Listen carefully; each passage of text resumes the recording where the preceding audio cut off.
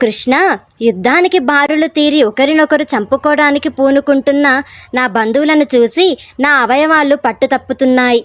మరియు నా నోరు ఎండిపోవుచున్నది. నా శరీరం అంతా వణుకుచున్నది. నా వెంట్రుకలు నిక్కబొడుచుకుంటున్నాయి.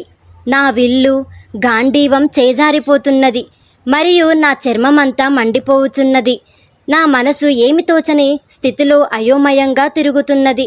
ఇక నన్ను నేను స్థిరంగా ఉంచుకోలేకపోతున్నాను.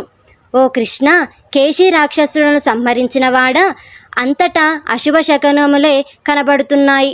ఈ యుద్ధంలో ఎంత సొంత బంధువులనే చంపుకోవడం వలన మంచి ఎలా కలుగుతుందో నేను చూడలేకున్నాను.